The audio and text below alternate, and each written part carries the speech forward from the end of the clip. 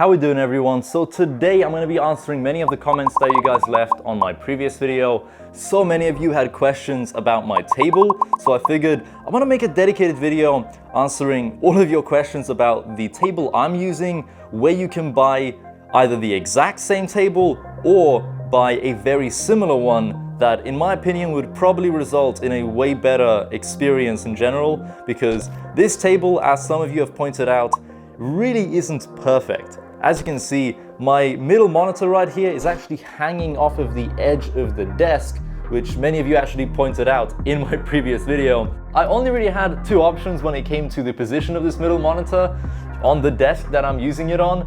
Either the monitor is hanging over the edge of the desk a little bit, but it's not too close to my face, or I push the monitor forward, it's no longer hanging over the edge of the desk. You know, it's a little bit more safe, you could say, even though it's absolutely fine now. Like, I have no worries of it falling off the edge of the desk. But then it would be way too close to my face to use comfortably.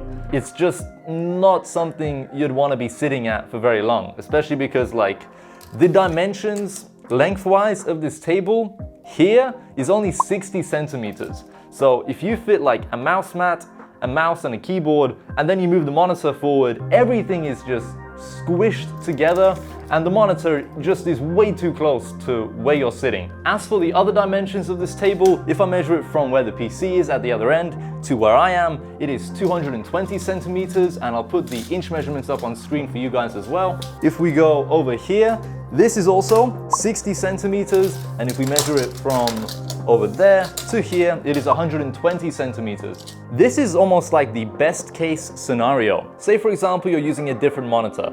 Chances are you are not going to be able to afford to have any part of the monitor stand hanging off the edge of the desk, else most likely it would result in the monitor actually falling off of the table immediately.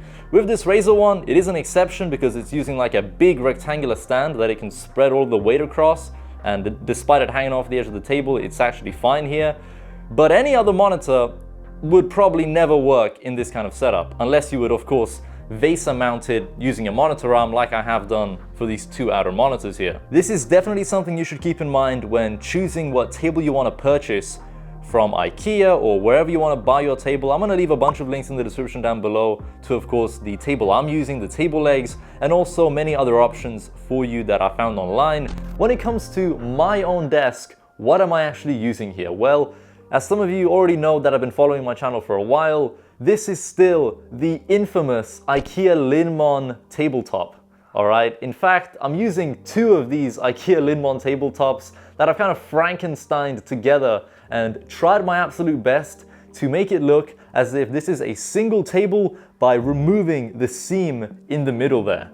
Basically, we have this 120 by 120 centimeter curved corner piece over here, and then we have an additional 100 by 60 centimeter piece right here. This is an incredibly good value table for the money. However, the build quality of it does reflect the price point quite well. You know, it's not built particularly amazingly, especially if you are using the original IKEA Adils table legs that these IKEA LINNMONs typically come with.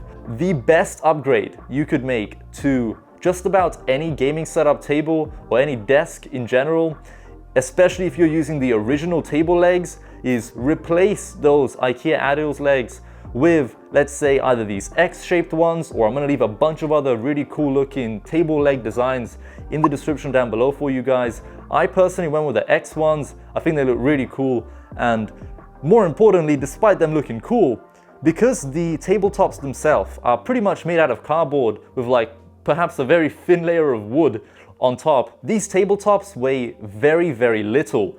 And when you combine tabletops that don't weigh a lot with very flimsy table legs, the whole table is very unstable. But with these table legs that I'm using here, these are like heavy duty steel table legs. They each weigh quite a bit, but more importantly, they're quite wide, and the way they're mounted to the table is via a bunch of screws here, and they honestly add so much stability and so much strength and support to the whole table that I can try to shake it and legit nothing moves. Like, this whole desk, despite it being an IKEA LINNMON tabletop and two of them combined into one, it is insanely stable. To show you exactly how everything is set up underneath here, as you can see, the seam of the table is right here where the two tabletops join up together. I'm actually using the original IKEA Adils table leg plate, or the bracket that you'd mount the actual IKEA Adils table leg to right here. But instead, I've just used the plate to join both of these tables up together. Surprisingly, just one plate has been enough to keep them nicely combined together as one table without any problems. And if we go further back here, of course, we have this gigantic X-shaped table leg with a total of 6 screws joining the two tables together right there. Another thing that is important to mention, of course, is the dimensions of the actual table legs here and how they match up to the table I'm using them on. So they are 71 centimeters in height, and in terms of their width, they are just a little bit smaller than the actual table width. So these table legs come in at 50 centimeters wide, and they just fit this table pretty much perfectly. Right before we wrap today's video up, I did of course want to mention how I attempted at least to hide the seam in between these two tables, because as I showed you earlier, I mean, you can kind of see like where these two tables join up. Like if I put my camera really close, God, that actually looks really bad when it's like that close, but when you're far away, it looks really seamless, and as if there's not been like a dodgy paint job done on the whole desk right here. One way you can kind of attempt to hide the fact that you are using two desks is by buying an absurdly big mouse mat. If we go underneath here, you can kind of see where these two tables join up a little bit more. And of course, we do have a nice grommet drilled right here to route the keyboard wire through, as well as the Elgato Stream Deck right here. This honestly, I should really push this monitor, you know, a little bit closer towards me just to cover this mess up right here. But I recently ended up painting this entire table over again with just some white paint that I bought from Screwfix in the UK. Now, I must have bought either the wrong paint or I put way too much paint on the tabletop when I was repainting it and trying to kind of hide the seam in the middle.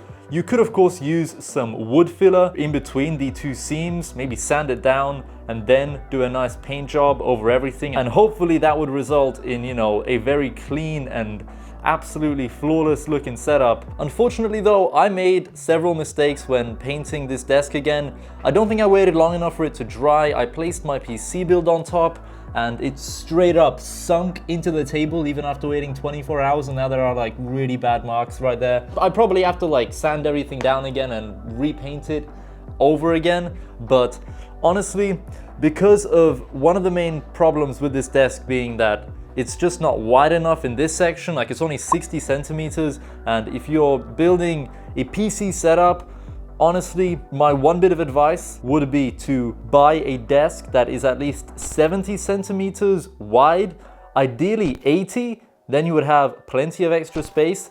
But really try to aim for 70 as a bare minimum so that you don't have a problem where your monitor either doesn't fit on the table or is way too close to your face, or in my case is hanging off the edge of the desk, because I don't want it to be very close to my face. But luckily though, it's not all bad news. One desk that I found on the IKEA website is most likely going to be replacing my current IKEA LINNMON setup. I'm still going to keep these same table legs, but I'm going to leave that new desk in the description down below, mainly for the reason that I think IKEA might have discontinued part of the LINNMON lineup of their tabletops. I could not find this corner piece on the IKEA website. If it does pop up, I'll make sure to add it in the description, but I couldn't find it myself at the moment, at least in the UK. Anyway though, thank you all so much for watching as always. I really hope you have found today's video at least a little bit helpful when it comes to learning about tables and desks and what you should kind of look out for when maybe looking to buy a table. I'm going to release a dedicated desk buying guide in the very near future. Some of the graphics that you saw there with the table dimensions, I've got so many more of them on my PC, so I'm going to make a dedicated video guiding you through what desk dimensions you should go for depending on what kind of setup you're trying to build in the first place. So stay tuned for that video. Of course, everything in today's one is linked in the description down below, everything in my setup, all the tables I mentioned as well. But yeah, thanks for watching. I hope to see you in another one soon. Goodbye.